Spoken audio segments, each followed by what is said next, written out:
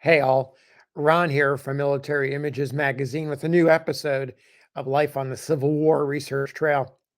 One of the fun parts of my job is going to Civil War shows. These are physical shows in various cities, mostly in the East Coast, going out to Chicago and out in that area, out to the Midwest.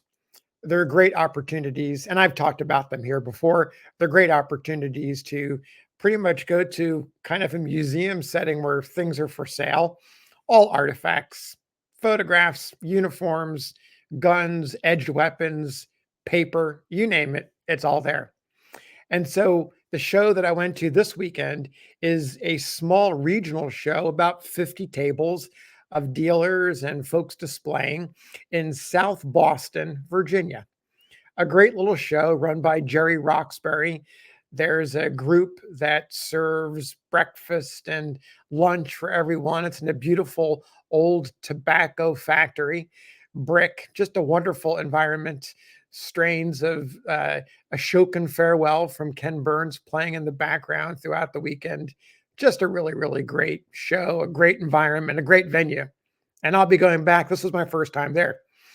As part of the lead up, publicity on radio and local newspaper. In fact, the Virginian-Gazette is the local newspaper, put out a call for folks to bring in their images so that we could scan them for future issues of the magazine.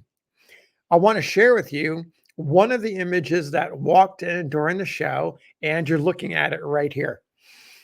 This is two soldiers, and according to the man who brought it in, it was found recently in an estate sale in Pittsylvania County, which is the county next over from South Boston.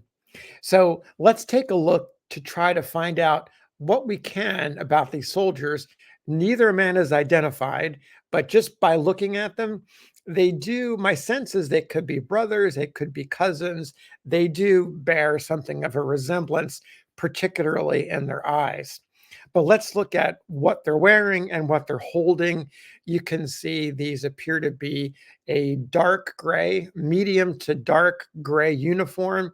If you look closely at the man on the right who's holding the Bowie knife in one hand, you'll notice in his other hand, he appears to be holding something else. And the man on the left is also holding something. It sort of led me to scratch my head because I'm not quite sure what it is. They both appear to be the same item. And at first I thought it was perhaps a small testament or music, a little music book. But then the man on the left, he's holding his at an angle, and it looks like it might be the edge of a belt buckle. So it's very possible that these two guys are holding buckles because I don't see evidence of a buckle on their waist belts. So that's intriguing and interesting. The Bowie knife is classic Southern soldier. It really speaks to the Confederate soldier. These uniforms with the dark collars, notice the dark trimmed collars, notice the dark epaulets on their shoulders, and notice the chevrons. Both men have them. The man on the right with the Bowie knife, you can see 3 upside down chevrons, dark. Also notice the cuffs are also trimmed very dark. The man on the left, very difficult to see, but he has 2 chevrons. Now, move down a little bit, look at their trousers. The man on the left, he almost has a pleated trouser going on, almost looks like a civilian pair of trousers, while the man on the right, he has a pair of broad stripes on his trousers. So this gives us a little bit of information. It looks pretty much like a militia company very early in the war would be my guess. Also important to know, this is a tin type or a Milano type, as they were known during the wartime. And these images were reversed. It was a lateral reverse. So what you're seeing here is the mirrored image of the actual pose. So the man on the left is really on the right. The man on the right is on the left. You get the idea. One more item, well, two more items to mention here. One is the backdrop. It is a plain, appears to be a canvas backdrop, which could suggest a makeshift studio or a camp photographer. And one more detail, notice they're sitting in chairs. Those chairs, according to Fred Taylor, who is a wonderful historian and researcher down in Southern Virginia, he looked at it and he said right away, he said, I think I know that this photographer is in the Norfolk area of Virginia. So it makes sense that if these two men were in Pittsylvania County, that they might have easily made their way to Norfolk and then on to Richmond for service in the Confederate Army, assuming they mustered into a Confederate regiment or a Virginia regiment. So I had an idea. And keep in mind, I'm going to Southern Virginia. I'm not exactly familiar with all the counties. And so I thought it might be a relatively easy task to identify these militia uniforms, thinking there might have just been but a few companies that were formed in Pittsylvania County. So I started to research and I realized just how wrong I was. So, just a very quick history lesson about Pittsylvania County, established in 1767, took its name from William Pitt, who is associated with the American colonies, a supporter of the colonies during the Stamp Act ugliness. It was a huge county, so big, in fact, that two counties were cleaved from it in 1777, yet still it remains the largest county land-wise in the Commonwealth of Virginia. You had English, Irish, Welsh, Scotch, German, Scots-Irish. Nearly all of them were working in agriculture. They settled the area. There were also enslaved men, women, and children of African descent who were also brought into the county. And by the time of the Civil War, nearly half of the county's population was Black, and the vast majority of those Black people were enslaved. The county had a military history. They're active in the Revolutionary War, supplying men and supplies. Tobacco is the cash crop. Tobacco was king in Pennsylvania by 1840, producing more than, and get this, 6 billion pounds of tobacco annually. That was a B in billion. It's a leader in Virginia. In fact, according to Pennsylvania's county history, quote, tobacco remained an agricultural mainstay of the county, and Pennsylvania grown tobacco is still regarded as among the best in the world, end quote. Now, here's where we get to my real difficulties.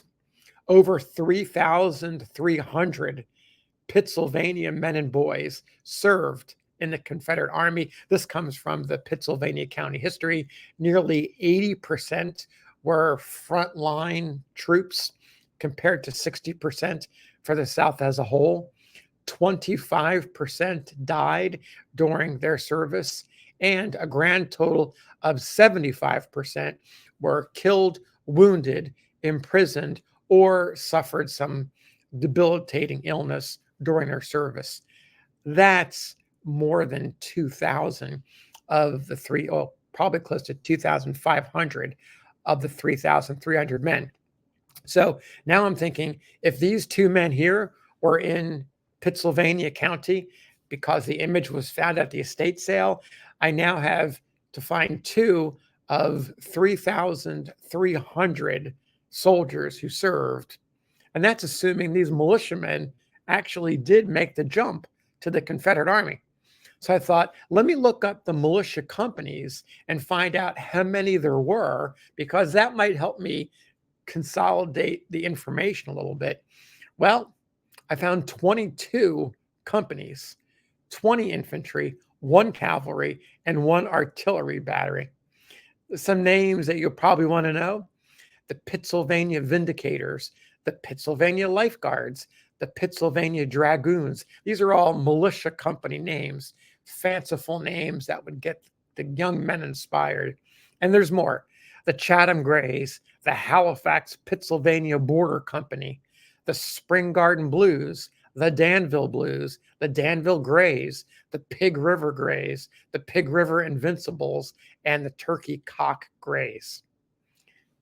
Were these soldiers here part of one of these militia companies? Well, after 24 hours of scanning this image and doing some research and getting back from the show, and I don't know the answer yet, but there's a good chance that we might be able to find some images that have a similar looking uniform to the ones worn by these young men. And that might lead us to begin to focus our search a little bit more. I also need to go to civilwarphotosleuth.com, a free site that uses face recognition technology. Who knows? They may show up there. If you can help, if you have any idea, if you have images like this in your house, or if you're a collector or family member, I would love to hear from you. Drop a comment below this video. The research will continue. And if I find out anything else, I'm going to post it here. So thanks for listening. See you on the next episode of Life on the Civil War Research Trail.